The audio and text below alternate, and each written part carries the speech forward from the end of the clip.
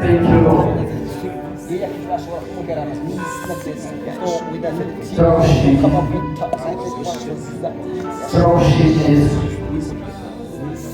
Amavuta gukora mutarande, amavuta gukora igisuzumiro, amavuta gukora umwere, amavuta gukora akagira, amavuta gukora amavuta kurinda ibyago, amavuta kurinda ibyago, amavuta kurinda. Ishimwe, ndishimye cyane rero uyu munsi wa none, ntabwo nk'uko mubizi waba waravukiye aho abanyarwanda twavukiye twanyuze ngo umuriro nugenda ngo wumve. Twajyaga turagira inka, isi n'ubutaka bikaba umwijima, ukareba imbere ya kuko umurabyo ugeze ngo pya. Ntabwo rero wava ahantu nk'aho, ahantu hari umucyo gutya Yesu ashimwe. Rimwe twigeze tugura ikibanza cy'itorero, turiho tukigura, nta imodoka nari mfite ya Lava 4 barayigurisha, ngenda n'amaguru nsubira ku ipiki. Noneho aba y'itorero rero y'ubuzima butangiye guhinduka disi, abantu babona ko bakugirira impuhwe.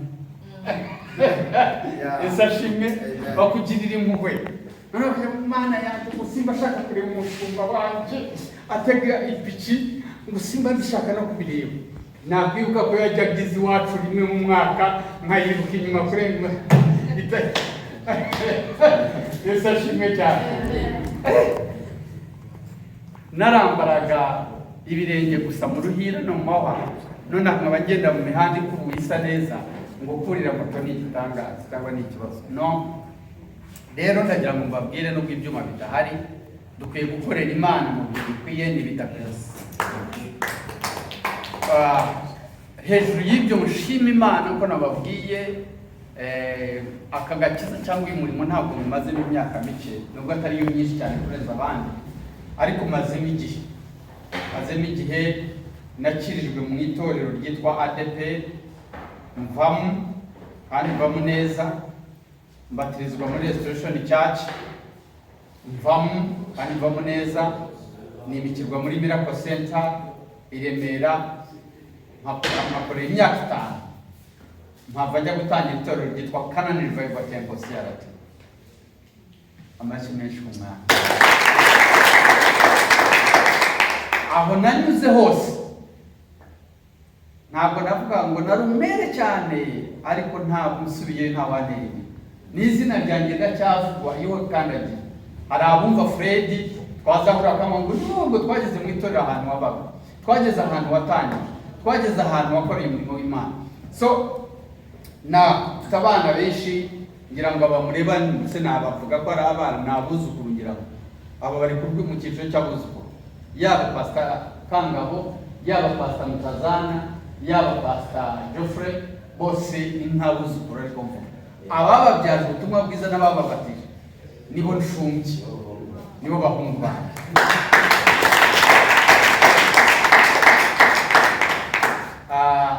Ndashima cyane Joseph, ndishimye kugusanga wewe. Uyu mugabo yajyaga ahora ambwira ku njyana Cyoga we na Bishop Ntayomba, nari kuri Kibogo, nari kuri Ruwewe. Haleluya. Ikintu kigutangaje igihe mperukira, najyaga gutekereza ko mbyuka saa 9 gusenga, ntekereza ibintu n'abantu, nibwo ntekereza n'amafuti y'ubuzima bwanjye cyangwa n'ibyiza kizakora. Nagutekerejeho, ariko uyu munsi kwa gatanu, uwa kabiri turi mu masengesho y'abashumba muri Kigali, nakubajije umugabo w'inzobe twigeze gusengera ahantu mu butayu kwa Musaza. Ndaza kumubwira umwanya nzamwita. Bana nzamwita. Rero ndagushimira ko Musaza. Kandi warakoze kuva Kigali utayigira rwose. Warakoze cyane. Hari ibimenyetso byinshi biranga abantu. Yo Pastor Kangabo aza kuva Kigali ahemukiye itorero, ntabwo yakifuje ko hagera n'umenya ahantu.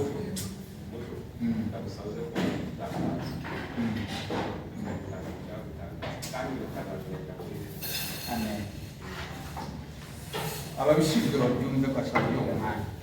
Iyo uza kuza ufite ikintu ikosa wakoze ntabwo uba wifuje ko tumenya ahantu.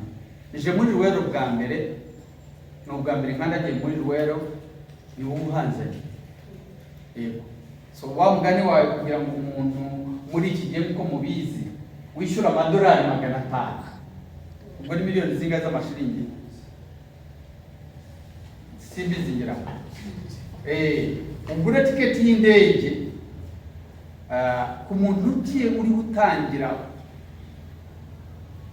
Uko mpabona ahubwo birantangaje. Nari nzi ko ndibusange ari umucuranzi nawe wenyine n'umuntu umuririmba, ahubwo ni igitangaza. Ese ashimwe. Yego. Rero ndabimushimira cyane, ndabashimira bakozi b'Imana mwese je bugufi imbere yanyu kubw'umurimo w'Imana bashumba. Pastor Mande, sorry, usanze ari miliyoni n'umutwaro magande miliyoni n'umutwaro 85. yego.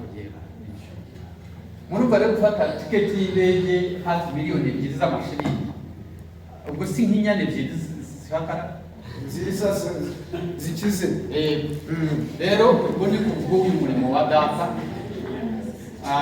Ishimire cyane Pastor Mande kugira ngo cyumweru nzaba niwe niho nzabwiriza. Nakume amashwanya y'iki bibaye byiza mwasterana nanjye bago ku cyumweru tuzaba duhari. muzamuhari. Yes. Izina rya Mande ndizi cyane kubera abapasiteri bacu, yaba Pastor Sande, yaba Pastor Nyanzobeye Jenna, yaba Pastor Kangabo, yaba Pastor pasiteri bari hano bose bakandagiye kuriya. Imyaka myinshi, umunsi nimugoroba niko yaje kunyakira ko mureke babwirira Kristo. Agira usomera ijambo ry'Imana riri muri Zaburi 116 nibyo gushima. Aho umunsi uhagaze uhereye ku murongo wa 12 mumpere Geoffrey microphone hariya asomere n'ubundi bajya gusomera i Kigali ariko bibari kubyibushye umugore utaraza byagera ngo kigirira mwana aritoza. Ubukwe bwawe zaba umwana ashyingira mbere y'isi wabo ahantu hitwa Kemamba ku itariki 15 zaba ni Kemamba niho nzaba ndi. Niyo mpamvu ntazataha kuko bari nzakwerera. Musomere Zaburi 116 umurongo wa 12. Sibyo? Abantu bari hano bose nibwo bazinyara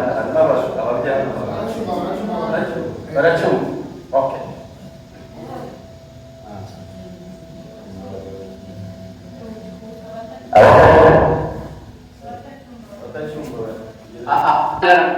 Avuga urwo rupfu ahagarukiye yasaga nk'uwapfuye yamuzaho. Isashimwe cyane. Dawidi yari umuntu ejo nzabwiriza aho nateguye kubwiriza cyumweru Zaburi ya 23 aravuga ngo Uwiteka ni ngo ntabwo nzagera naho cy'igicucu cy'urupfu rwarugeze ate asubiyeho ntabwo nzatinya. Dawidi ni umwana wa Munani, umugabo witwa Yesayi, ntabwo ari Yesayi, ababyara n'abana babiri. Umugore umwe Dawidi avuga kundi mugore wari n'umujakazi, ntabwo yari cyangwa umwana akamusambanya cyangwa ifu ikamusambanya. Iyo yabyaraga umwana ntabwo yamwosaga, niyo yamwosaga yabamwongereza nyirabuja. Yaramubyara bakurikira bakamutera bakamushyira ku bibero bye by'uriya mugore. Ari nabyo Sara ajya kubyara umwana wa Hagari yabyara umwana w'umuhungu, ntabwo yigeze amukikira bwa mbere, bamukikije Sara ngo yitwa Sara. Ntabwo mu mategeko rero n'amateka y'Isirayeli, iyo umwana yavukaga kuri ubwo buryo, umugore ntabwo yongeraga kumubona, yaramutangaga akitwa uriya mugore. Ndetse wa Dawidi, nyina wa Dawidi, ntabwo yongeye kumubona, yaramujyamubise hasi atandukana nawe. Mbese ashimwe, munyemerere, nubwo ndi umushyitsi ntabwo mwisi musengero, yego nifate ubwiriza uko mubyumva. Mbese ashimwe, yego nuko nteye iwacu nawe urimo. Amen. Murabizi hari igihe abantu bava kure bakigira badanje kuko mutabazi, cyangwa bakaba hasi kuko mutabazi. Ariko iyo ndi mu Mana ubu amasaha kugenda, nta kintu kijya kindiza, narijwe amarira umusingizwe. Ubundi wacu mu bakonyine cyane n'igise umwana w'umugore, no ku ishuri bambitaga sinarira, ariko narijije maze gukiza. Rero nimbwiza mukabona amarira, feel free, feel at home. Yesu ashimwe. Rero Dawidi amaze kuvuka, uyu mugore yamukubise hasi, akimugeza hasi. Umugore wa Yesayi aramutera umushyira ku bibero, bamutegeka gusohoka akagenda. Uwo mugore ntiyongeye kubona Dawidi. Amaze kumurera, amaze gukora yigiye hejuru, bamwohereza kumugaragu kuba mu ntama. Ntabwo yigeze abana na bene se ngo akinane nabo, ahubwo bamwohereje mu ishyamba kugira ngo n'inyamaswa nizishaka zimurye cyangwa apfire. Ariko abana yabyaye bari bagira icyo baba, ariko Dawidi ari kumugaragu. Yesu ashimwe cyane. Imbabazi z'abagabo murazizi zigeraho zigake. Ese yafashe inanga, arangije amushakira inanga, arayitwara ajya mu rwuri rw'inka n'intama, yiga gucuranga. Ariho yigiye gucuranga. Yesu ashimwe, aracuranga. Iyo mpano irazamuka, aho yari wenyine. Yesu ashimwe. Amen.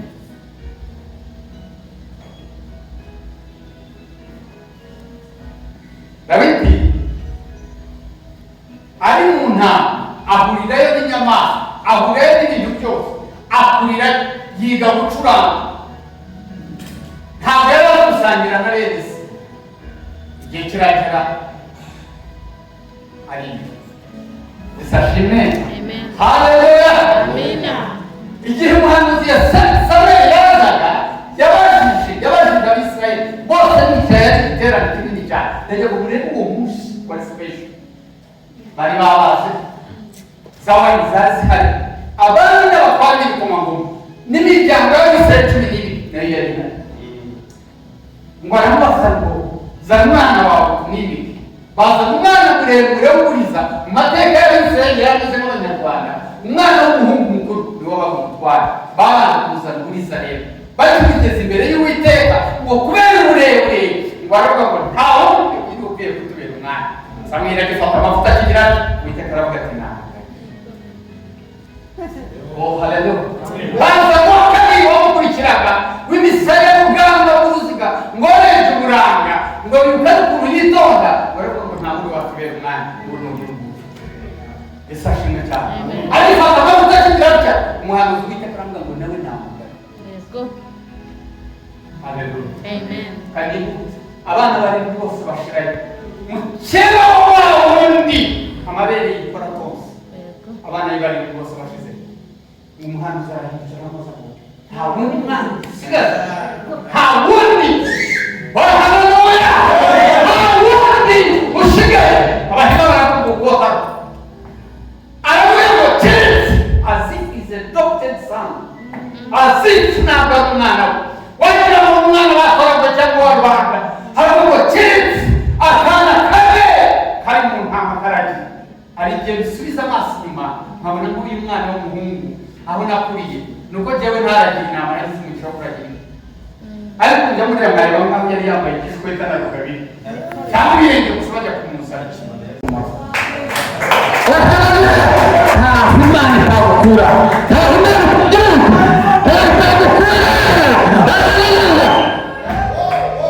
Bwira mugenzi wawe umunsi wo gushima.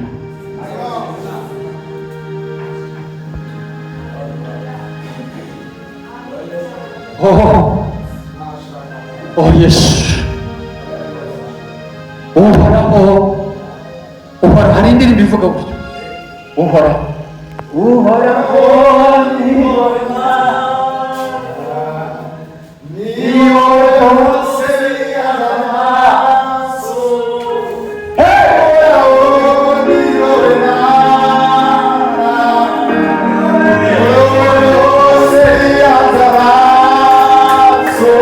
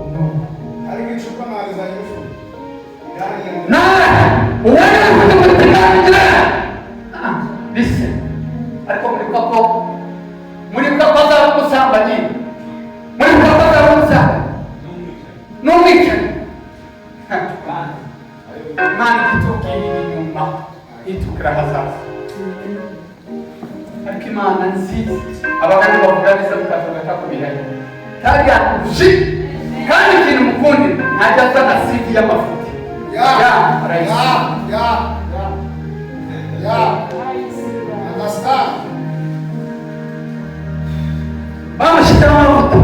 Bate-mara com o Ímica. Daqui a pouco eu vou.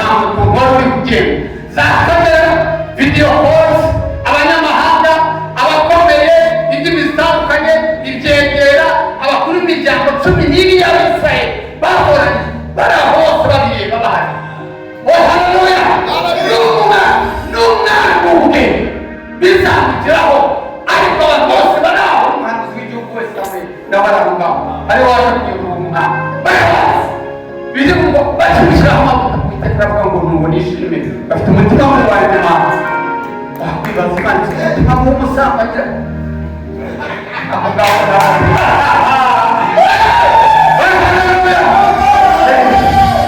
reka mbabwire imana irebye ahantu tuvuka niho dukomoka ntabwo Fred twasingizaga kugira ashumba amana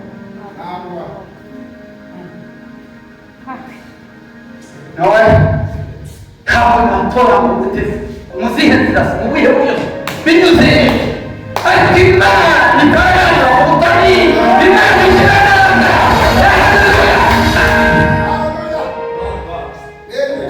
imana ikorana n'umuntu wiciriye biriri byonyine amaguru n'amaboko n'amaso amatwi n'umunwa ibyo ni ibindi doza accessories ikorana n'ibintu bibiri umutima n'ubwonko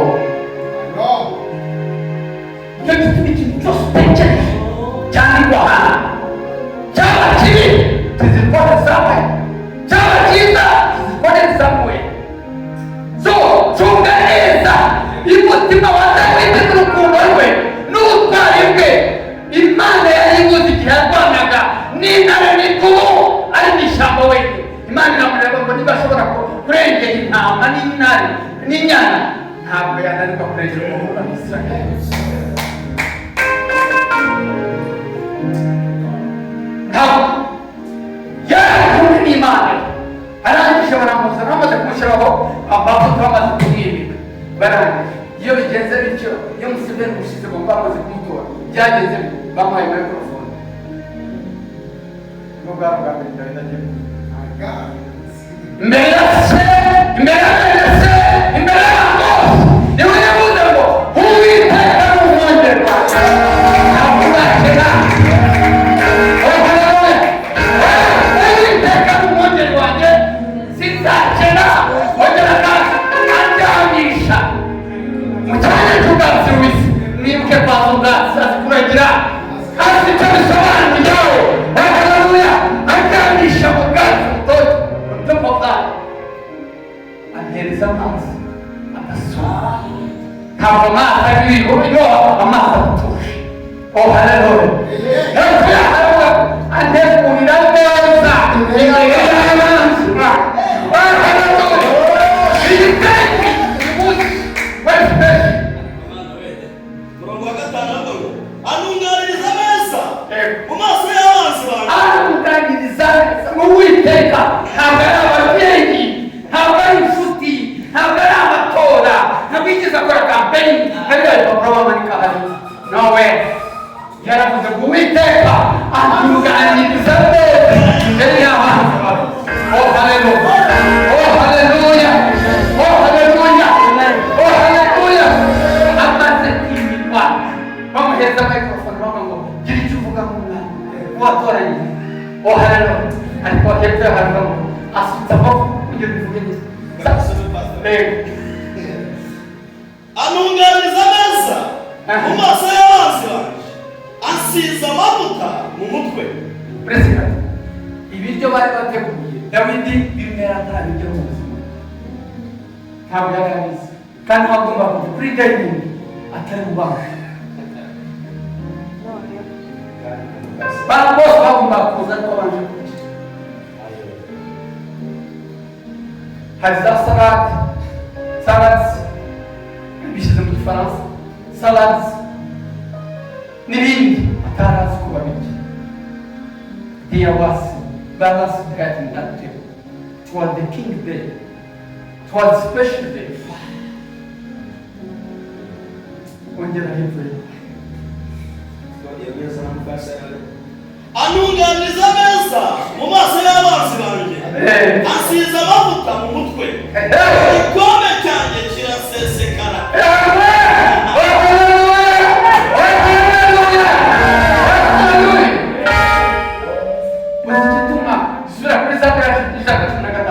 yisubireho sasa ubuzima bwa Dawidi yica Goliyati afite imyaka 10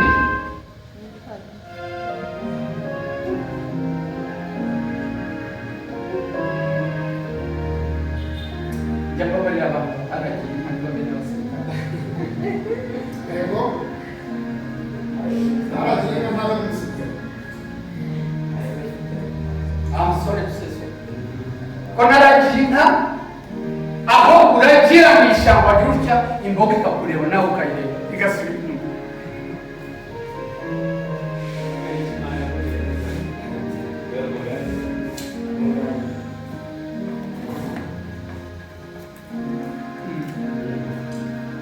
Zaburi ya 16 umurongo wa 12. Ibyiza Uwiteka yangiriye byose namwiturije ndabimwiturije. uretse atarari kuri iyo zaburi zitangira avuga amashimwe n'Imana hari kuri asuzuguritse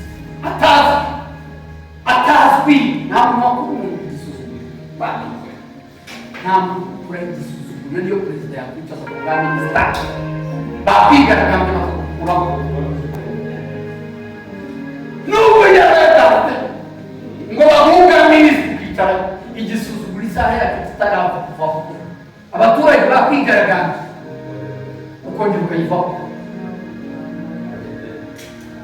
ariko igisuzuguro cyavuyeho. umugabo witwa Cosma Diego ugeze aba prime minister bamugize prime minister ari bande y'amamara nk'imodoka kongo izaza kumukura yarebye icyari cyo Satan Universe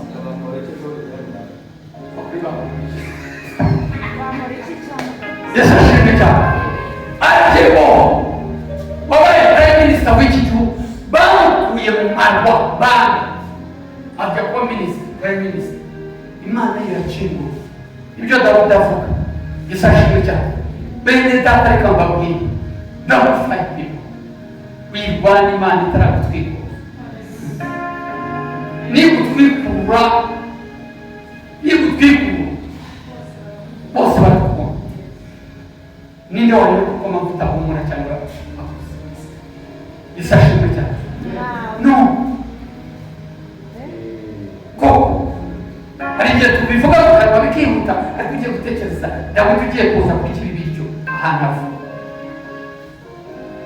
ondakoga ibyo byavuyeho uko gukiranuka kuvaho kuko nyuma yaho yishe Goliath afite imyaka 10 mu myaka 20 baramwimika official asimbura umupagani ategeka Isirayeli imyaka 20 asaza afite 20 ntabwo yari cyane ariko aratsinda kandi njya ndeba umuntu izina na koroni iyo myaka yivuye ku muntu ari mwiza bakwahangaye yaravunitse yashaje umukayi ariko icyo ashaka kubabwira ni iki kuri Dawudi. Haleluya. Biramugezaho ngo umutima ushima.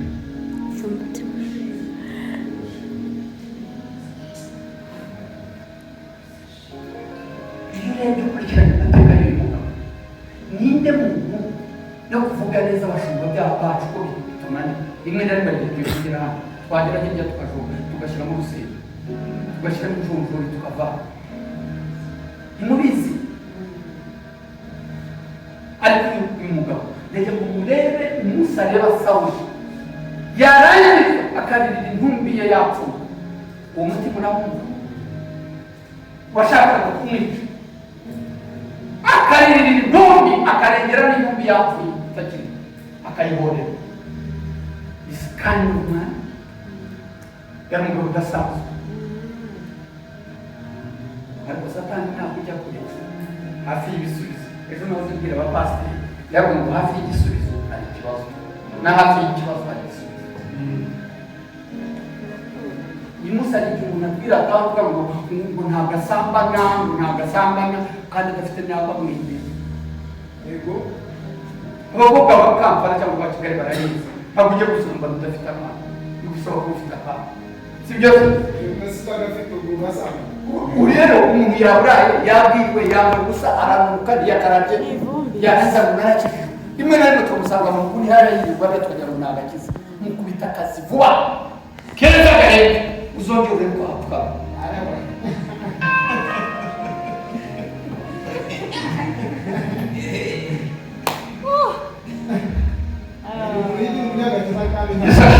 ari impamvu z'ibigeni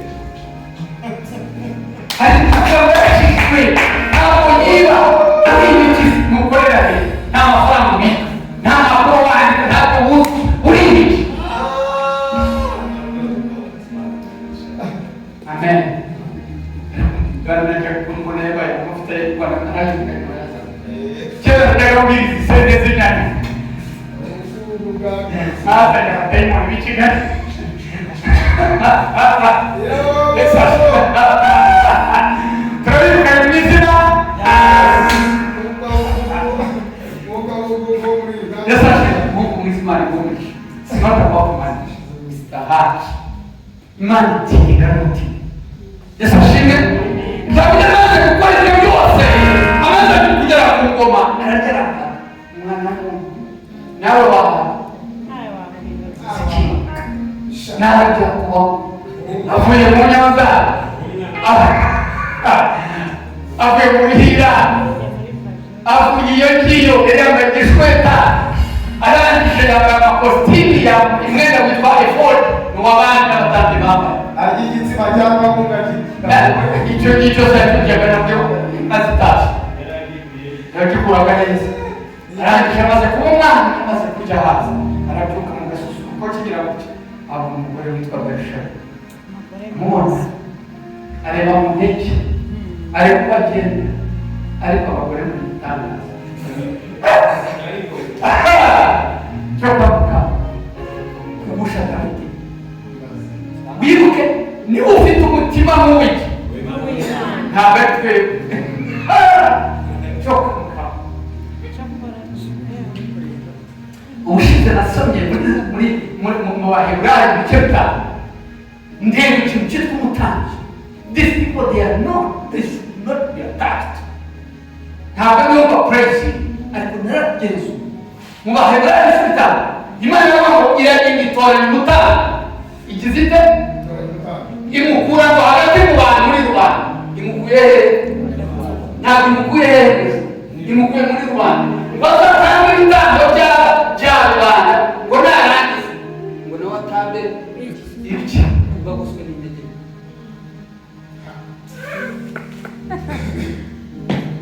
naratekereje nabwo kuki Imana oyo udasane yagiye gutoranya umutambyi ikamukura mu bantu b'abanyabyaha b'abapagani zaharane n'imivumo yuzuye n'abavumo n'abasana yiza n'amarayika mu ijuru ariko mbitekereje usanga marayika ajya kuduca amakosa twese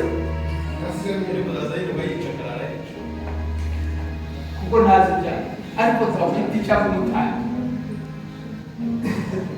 abo bose bamureba bicaye ahahera Yesu ashimwe haleluya ntabwo muzi gukora n'ubutatizo Imana izanye sivi y'ubupagani bwawe hari ufite ibyaha byose uko bibaho ubujuga ubusanga ishyari ubugeni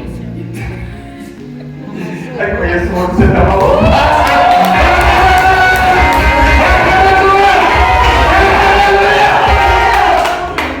Yesu atugiriye neza naho muri Dawidi yagombaga arangije areba Berishe wibuke wawe aho Imana yamukuye mu ruhira arabyibagirwa agiye kubabaza Imana arangije areba aragenda arasanga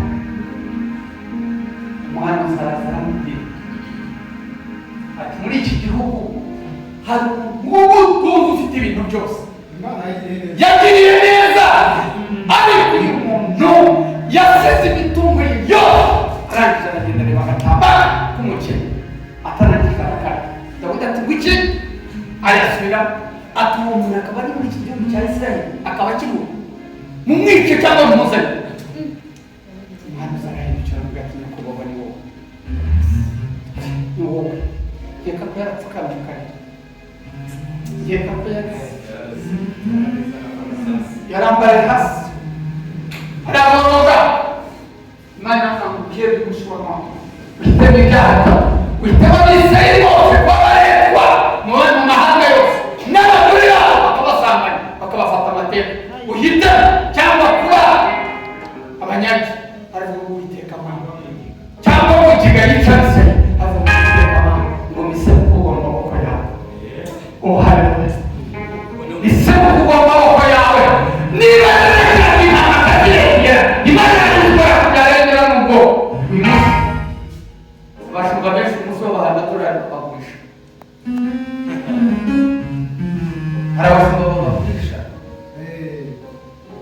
ariko ushobora kuvuga ngo bisemo kugwa mu maboko yawe kwitabwaho.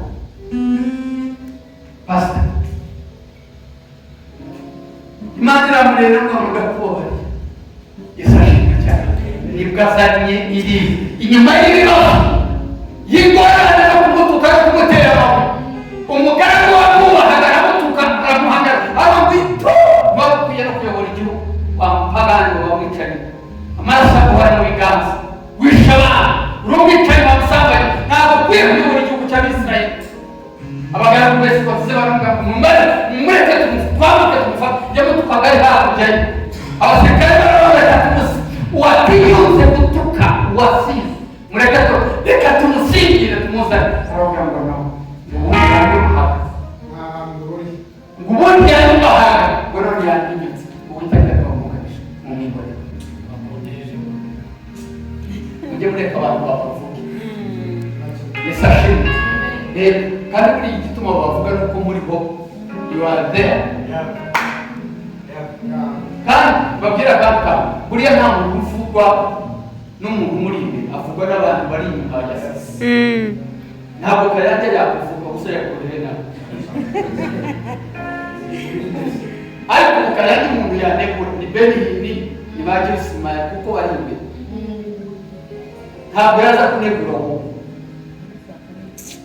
Igihe cyose ubona abantu bakuvuga ujye umenya ko wagiye imbere hari icyo wasize. Yesu ashimwe. Amen. Mama gani shaka kubabwira kutawe zakomeza ku cyumweru musa dusubire. Yesu ashimwe. Pastor murakoze cyane.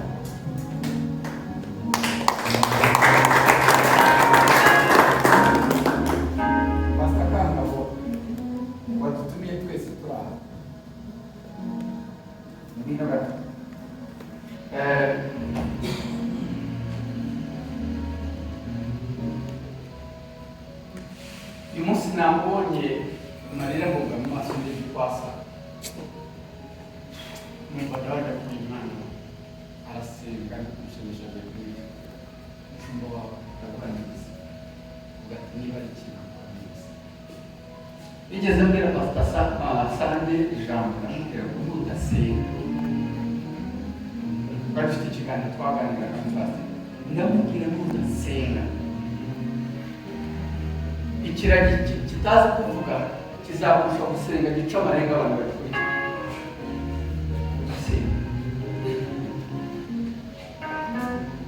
Imana imugisha ndabise wakoresheje imbaraga kigiterane wakoresheje imbaraga iz'umubiri izo mu mwuka izo mu mifuka iz'ijuru zose zirahagana kandi dushingiye ku giterane byose byaba twavuga ko iki kitari ahantu cy'igiterane ahubwo twavuga ko yari amaterane y'ibyiza ariko urebye imbaraga wakoresheje izo ni z'Imana ishaka. Yesu ashimwe. Ni uwo mutima ndajya mu gushimire ko wagiye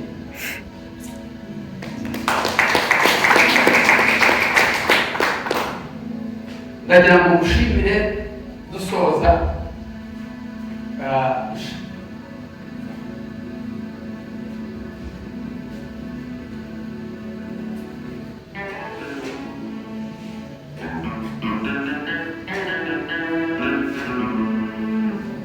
Yesu ashimwe. Murumva mwebwe mutanezerewe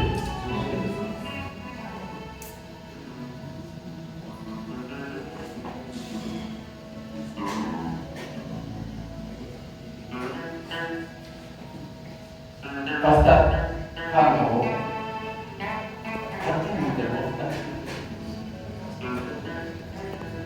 mubwira yaze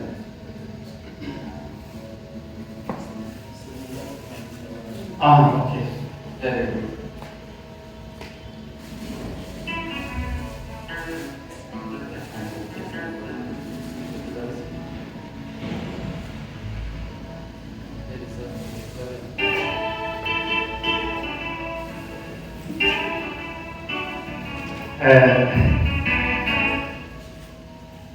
Rimwe ujya gutangira itorero kandi ntitwahise tempo nari muri kinakoze ubu cyane ke byowulidde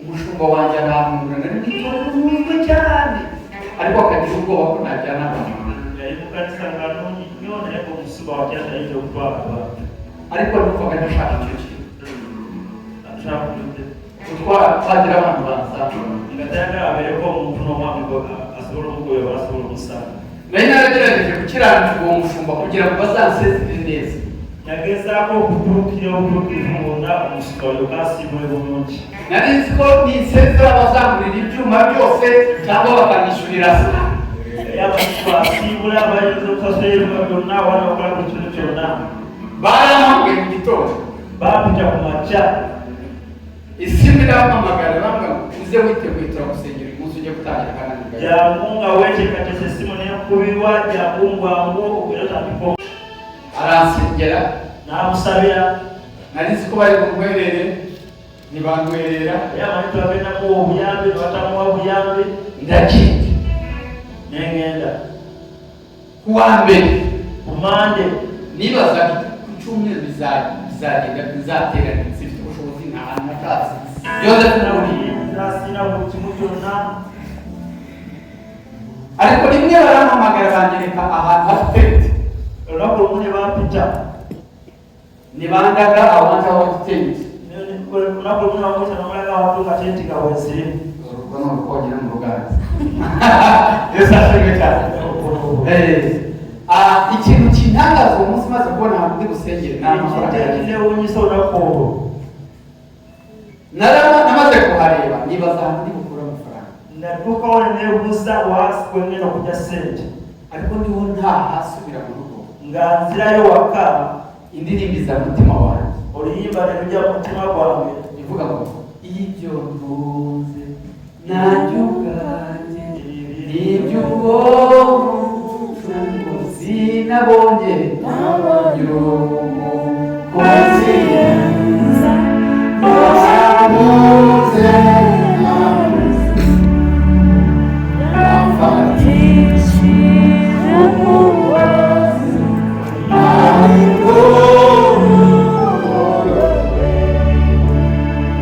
shaka ikintu ntuze inka zarashize ntazo mfite kyendina ntezaggwawo sina kyendina ofisi nakoragamo akazi nari narakarize ofisi nali nkolamu ng'omulimu nagulekawo ariko nibutse neza ko mu rugo hari intebe n'ibitanda byose ndabisobanura nakibwira nti waka waliyo entebe y'amagulu byose tubigurisha byonna nebitunda nishyura amezi atandatu ensasula emyezi 6 umukristu nari mfite ukomeye yari driver yari umushoferi mu esitata n'NGO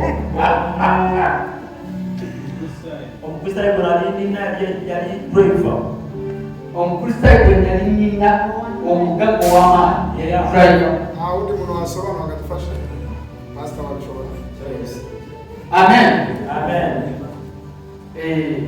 fashe mukomere mu mashyi yashyize ku murimo w'imana abishobora omwemera amashina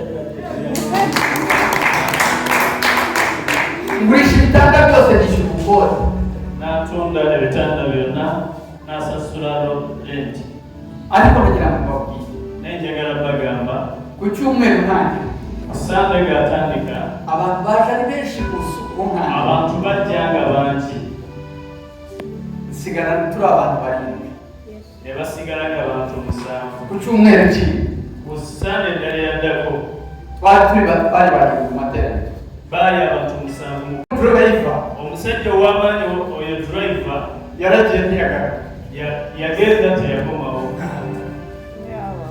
ariko ntabwo byabasha itorero gukomera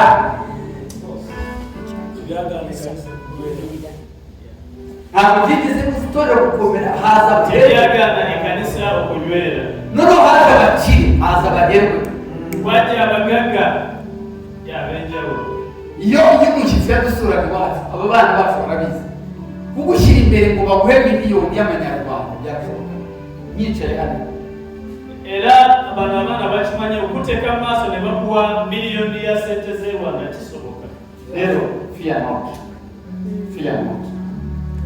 ntutinye totya ndagira ngo usenge ayagala tumusabire uyu musozi umwe tukaba asaba abashumba bose bahagaze babona asaba abasumba bona bayibiriye era bajya abasaza bose baza abasumba bona bajye muhagaze neza wenanga muyibirije ubundi amavuta akuraho umweru iyo amavuta gajyaho gusibuka. yes yo nani reka mukeneye nka ukwezi kose bigira ababwira amavuta akuraho umweru amafuta gajyaho gusibuka amavuta ubwiza bw'ijuru ryose ujya kugendana nawe mu izina rya Yesu yahiye yagendanaga n'Abisirayeli ikabagezaho kubama n'ikigoroba igahinduka y'umuriro umwami Imana nijoro ubamo igahinduka y'igico turasenze mu izina rya Yesu turasenze nawe mu izina rya Yesu Imana ya Aburahamu Isaka na Yakobo mu izina rya Yesu turakwimika kuri musozi. Thank you, Lord. Thank you, Jesus. Thank you, Jesus. Amavuta. Thank you, Lord. Thank you, Jesus. Thank you, Jesus.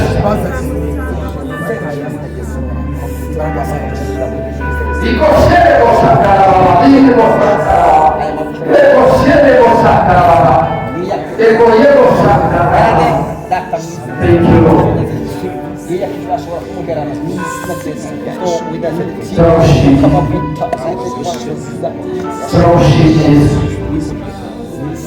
Amavuta gukura mu karande, amavuta gukura igisuzuguriro, amavuta gukura umwero, amavuta gukura agahinda, amavuta gukura amavuta kurinda imbaraga n'ibyago, amavuta kurinda ibyago, amavuta kurinda ibihe, umunezero w'ibihe byose. Nawe rero Kristo Yesu izina rya Yesu.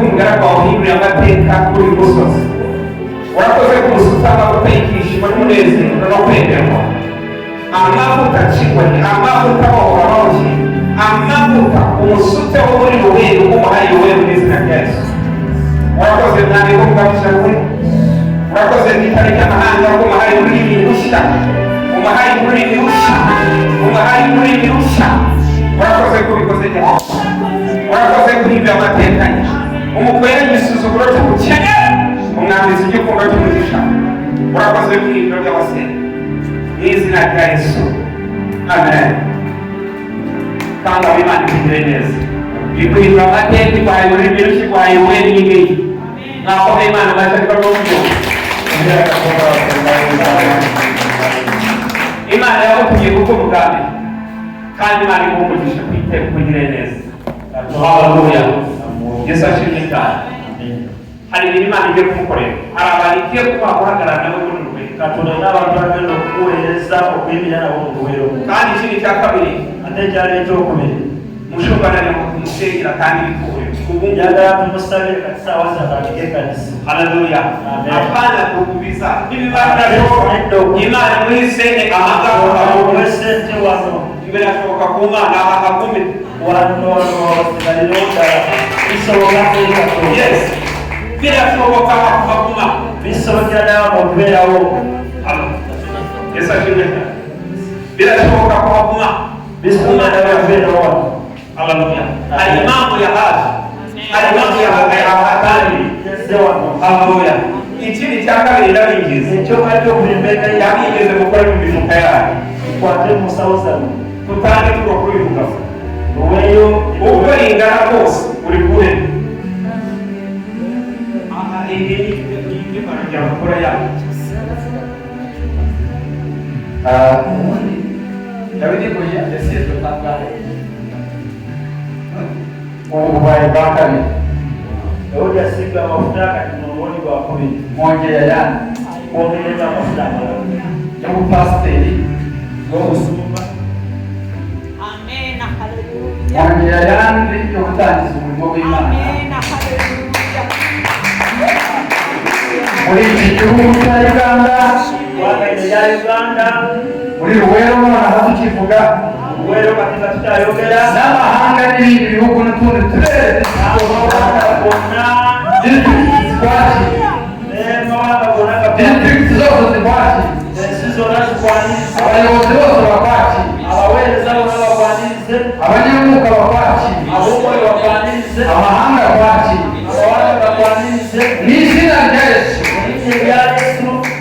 amavuta azana ushaka ubwiza akazana abana beza abantu beza Galeeta obufumo obulungi ne galeeta abaana. Haleluya. Yesu ashimwe muzani kuro kuri imbere ye. Munamwe mutapige kwa ya mavuta.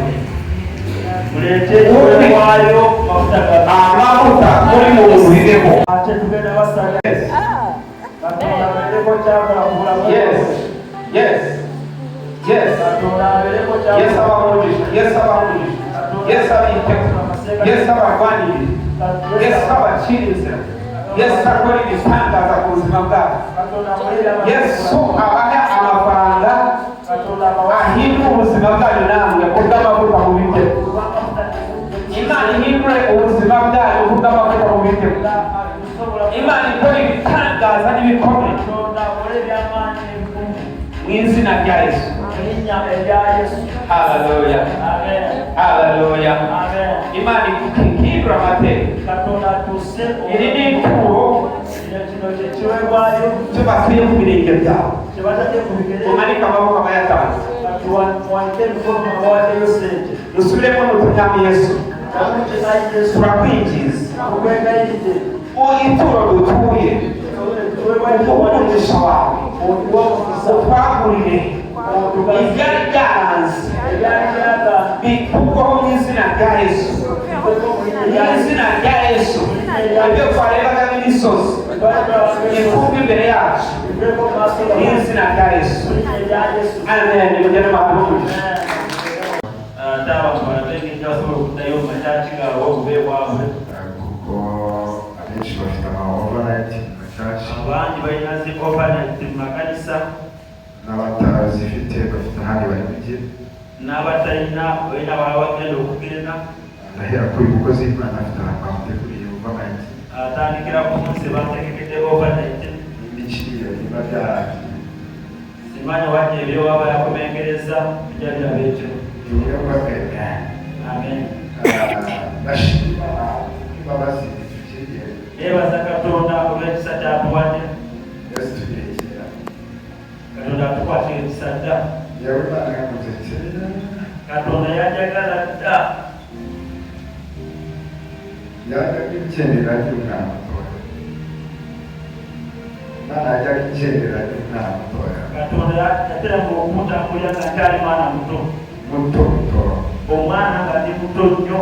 Myaka 10. Myaka 10. 11, 12. awo. Imana yajagala. Katonda yateranga okubeera ku nsi. Akusimbire kubera omwana kandi nakishije. Yenda bitegeera kubanga nali mwana muto. Kandi nakutera mu miryango ikijijwe. Naterawo ebika ebirokose. Namara Pastor Mande banyihanganira kuko Pastor ngenda kumumingiriza. igihe cyo ntabwo bavuze sitomasi. Sawa zimwambale mamujyako sawa zabalese. Rero kugerageza mwihangane. Mugezeeko bamwe mukubikirize. Kandi nabyubashye kugira bikomeye. Ate nange nabawadde ekitiibwa mu ngeri y'emala. Yes, nabubashye kugira bikomeye. Nange nabawadde ekitiibwa mu ngeri y'emala. Ndabizi ko mwatanze ituro ry'igihe. Kimanyi mwawadde ekiweebwa ng'obudde nga bugenze. Kandi n'iby'amafaranga. Ate nga kya ssente era. Ariko mugenderere mwihangane ho gatoya. Naye munzikirize mumikirizeho katono nnyo. Bali bamushi. Katonda abawe omukisa. Reka dukomere Imana amashyi mu izina rya Yesu. Katuye Katonda nebayiriza amaanyi mu linnya lya Yesu.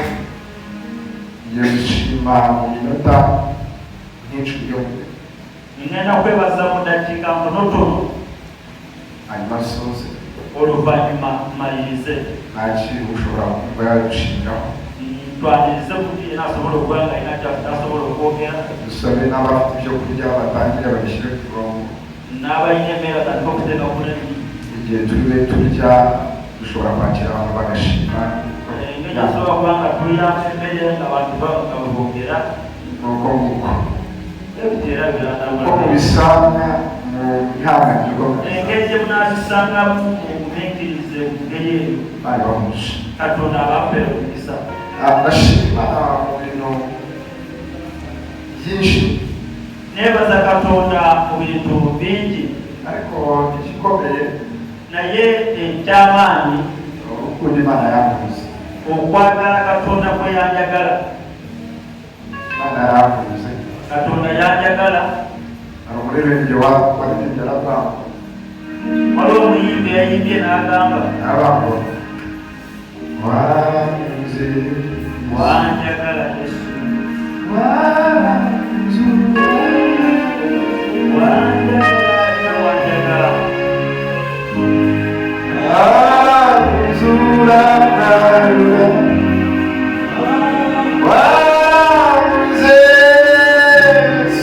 wanjagala nonsijayo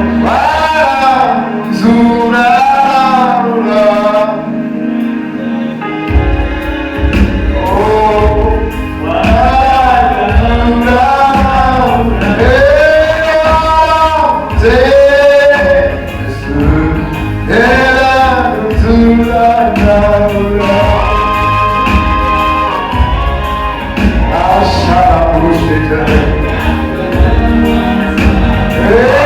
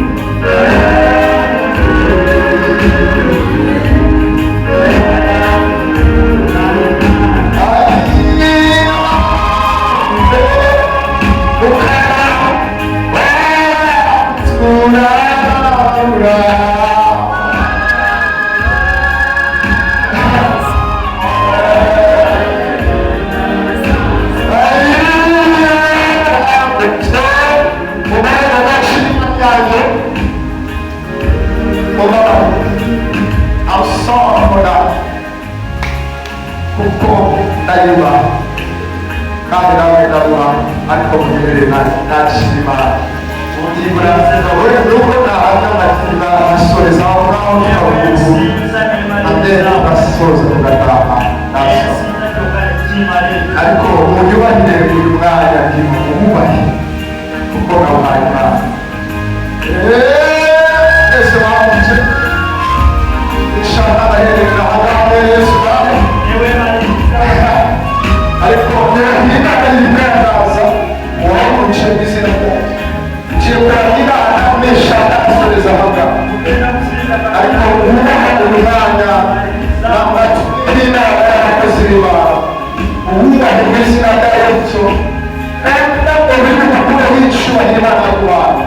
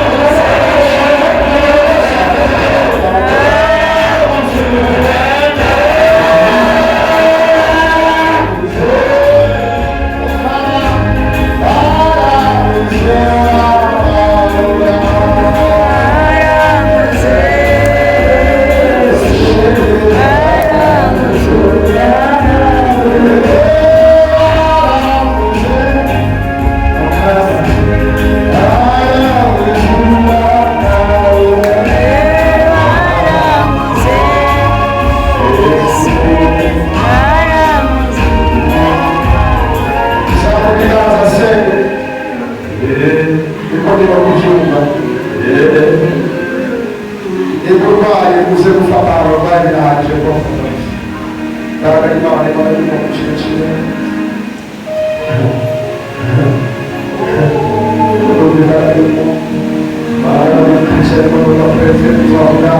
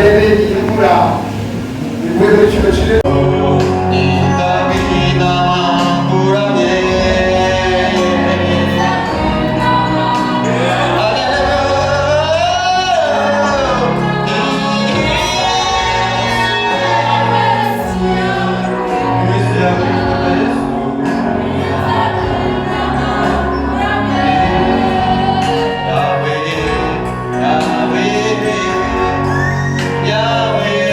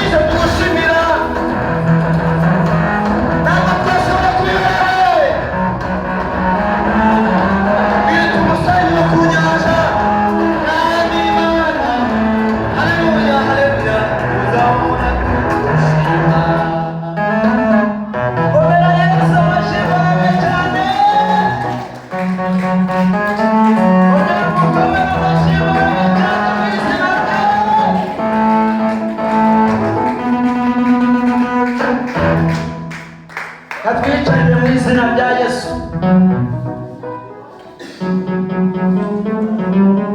Aha, suhurizaho mugenzi wawe kwegera umubwire ndagushuhuje mu izina rya Yesu. Ndagushuhuje ariko cyane kandi Wow. mubwireho n'ururimi rwacu rwino.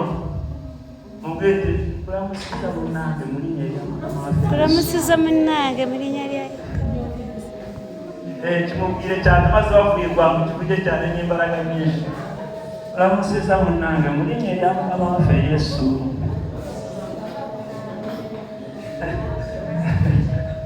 Amina. Aha.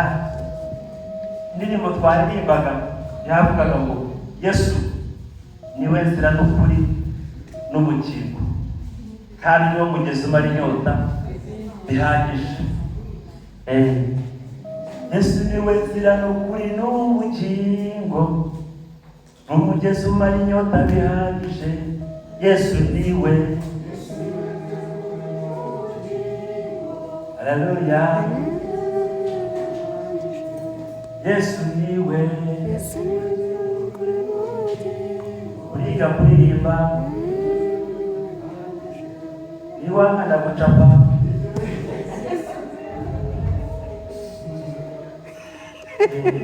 Yesu n'umusirikare w'ikeya ngo niwanga turabijya hino. Yesu niwe nzira n'ukuri n'ubugingo, n'umugezi umara inyota. N'umugezi umara inyota bihagije. Yesu niwe.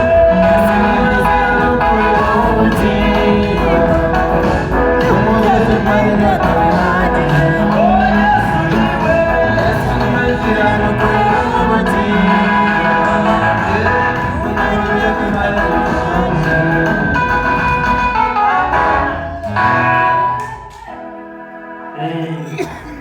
Urabizi kanga we yakoze amakosa gufata umusazi akamusira imbere y'abantu, ariko ndi umusazi mwiza ujugunya amabuye yiyambura imyenda ngahite. Ndi umusazi wifitiye Yesu. Rero Yesu yifatiye agasaza akibera muri Yesu, akibera nka Yesu. Amina. Ndavuga ibyo ntegereje pasita kanga kugira ngo aje ambwira igihugu ko ndabona abasitsi bakerewe, kandi ndabona abakozi b'Imana bakwiye kuba batubwira kuri Yesu. Batubwira Yesu n'imirimo ye n'ibitangaza bye, kuko uyu munsi turi aha ngaha tuvuga imirimo Yesu akora n'ibitangaza byatyo akora. Yesu yatugiriye neza, agira ugenda amumamagarira n'uba ari hanze aze asiga twakiriye umukozi w'Imana agaruke, kuko ntabwo yamumaye uri gukurikiyeho. Ariko n'ibyanganye niyakirira uwanjye wari ubonye nkwiye kwakira, kandi nabura nanjye ndavuga Yesu ntabwo bindwaza. Amina. Amina. Yesu yatugiriye neza cyane. Ari ahantu yadukuye, hari n'ahantu yadusanze, hari n'ahantu yadukuye tumeze nabi cyane, adukurayo dusira imbere y'abantu tudakwiye kuba twahagarara imbere y'abantu, ariko aratwemera kugira ngo duhagarare imbere ye tubwire abantu Yesu, tubabwire imirimo akora. Ihangane uburyo utamina cyane. Amina.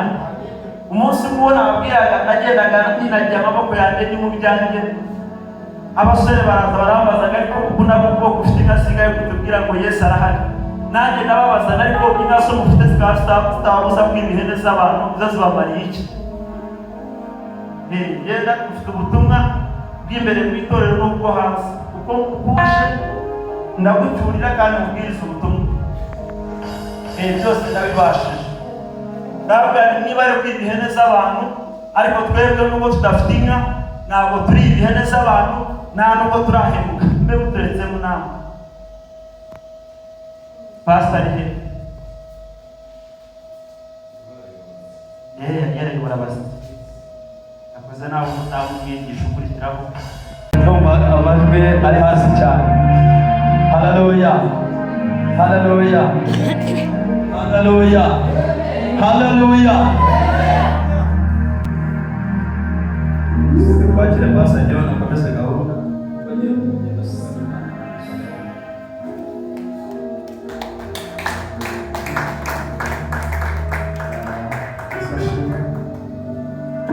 Amina.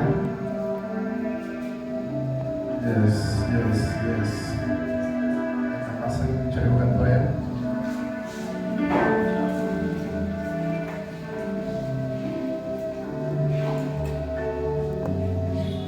Tuvuge ngo amen.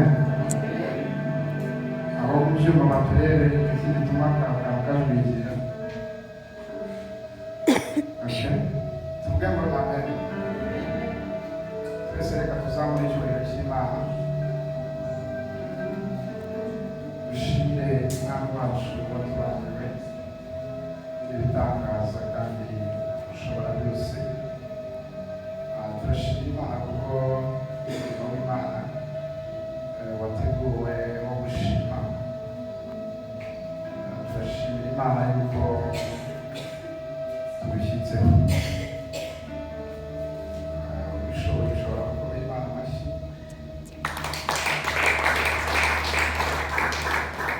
Ushobora gukora Imana amashyi.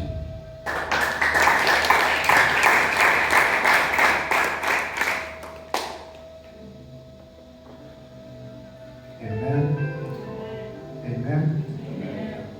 Please, microphone for example. Microphone. Yes.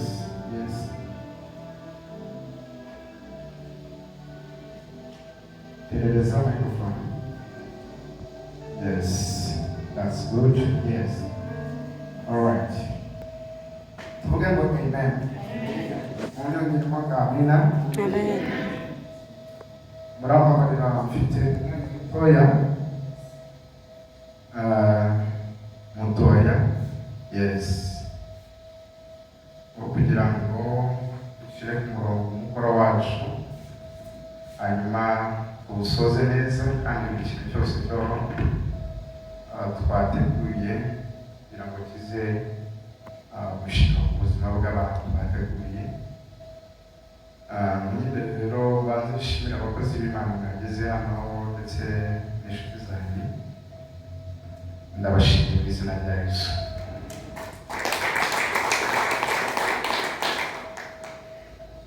Amazina nitwa Pastor Kagabo John Watanzi.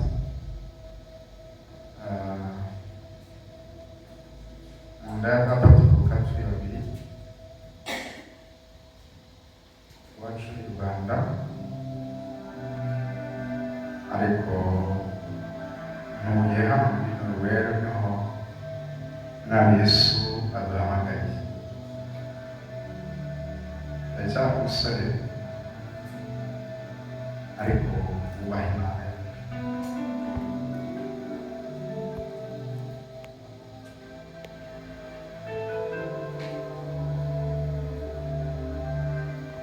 Amen. Ndagerageza kugira ngo mfate amarangamutima yuzuye muri njyewe yatwicire kugira ngo nze gufata time, kuko mu bintu birimo kuntwaza igitugu no kubahiriza igihe birimo. Rero ndimo gufata amarangamutima yuzuye muri njyewe, ndayatwikiriza kwihangana kugira ngo ntaza gufata igihe kikarenga kandi ndimo kwitoza kubahiriza igihe. Itorero rya Kristo, amen.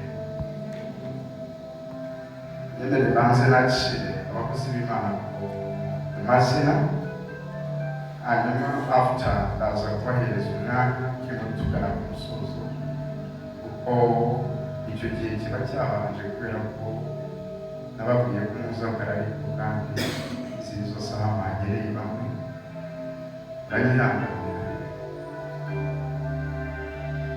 Nari mfite abigisha batanu bagomba gukora muri uyu munsi. Hari harimo Reverend Wabide guturuka Bweyare, ntabwo yabashije kuboneka. Hari harimo Reverend Karegeya guturuka Ngoma, ntabwo yabashije kuboneka.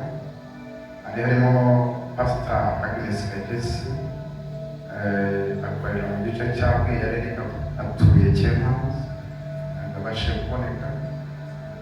Nari mfite Pastor Rwayitare Patrick kuva mu Kigali, yagize impamvu ziramufata, yari yakatishije itike y'indege ariko habamo ibibazo bituma ataboneka, aratansoringa. Nari mfite abakozi b'Imana 47 nari natumiye, ariko abubahirije invitation n'abangaba mureba. Icyo si ikibazo cyane, ni ikibazo cy'abana tureba abonetse. Amen. Nari mfite abantu benshi cyane natumiye, njye nakoze gutumira kandi ndanitegura kugira ngo nakire Imana mu bantu, kuko mfite umugisha Imana yampaye muri ino minsi wo kwakira Imana mu bantu, apana kwakira abakozi b'Imana bigasoreza aho ngaho, ahubwo Imana yashyize kuri level yo kumenya kwakira Imana mu muntu yahamagaye. Abantu benshi b'ino minsi kubera akavuyo n'imbaraga z'umwanzi nyinshi mu kirere, abantu basigaye bakira abantu. Aha turakira Pastor Yoweri guturuka Bweyare finish, bagasoreza aho ngaho, noneho bakanamwakira binganye na level y'ubutunzi afite. Bakumva ari buze yitwaye n'imodoka, protokole bakayamugira. Bakumva bikiri aho ngaho, bakamwakira aho ngaho. Ariko umugisha njyewe narawurenze, ndi kuri level yo kwakira abakozi b'Imana, nkamwakirana n'Imana yazanye nayo. Narebye ngo ni muremure, narebye ngavuga aha byamaze abantu, se uruhu rwanjye mwene ndetse ubwo harimo abapasiteri bataje ase uruhu rwanjye ninde se kubyara rubyara byarwa n'Umwami Yesu mu bashumba b'Imana. Ati icyo iyo rero y'abantu bari n'abatuzi batuzi, akaba akuzi kuri umukozi w'Imana, mutumira agatangira kuvuga ati ushobora kujyayo nkashwarirayo bitewe n'uko wakuze.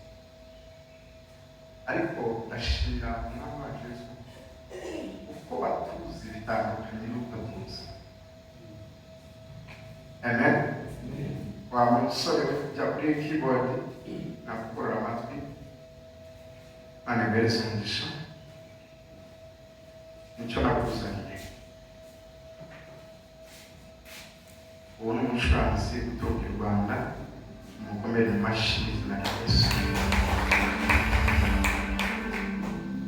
Umukozi w'Imana, kuko umurimo Imana yamuhamagaye awukora neza cyane, akawukuza nawe ukumva ko awugejejeyo. Tumukomere mu mashyi izina rya Yesu. Nk'uko Imana rero ugendere nakire abakozi b'Imana, mbere kuri runo ruhande ndakira Pastor Mutaza, ari muri Kampala, niho Imana imuhamagariye, ariko kandi ndamuvugaho kuko nshobora kutaza kubona umwanya nanone murebe wo kuvuga ku bantu. Ni umwe mu bantu banzi ndi umunyantege nkeya, ni n'umuntu wamenya ndi umunyembaraga akamenya ngo uri umunyembaraga. iyo muhuye mugenda nk'uko twahuye hano n'abandi bose akurebera uko akubona uwo munsi ariko ntabwo aba akuzi. Rero basitamukaza arazi ndamushimiye kubera ko washyizemo tiketi yawe ukaza gushima kwanjye meganizasiyo. Iruhande rwe hari umukozi w'Imana w'umusore yanga generation yitwa Pastor Manzi Geoffrey.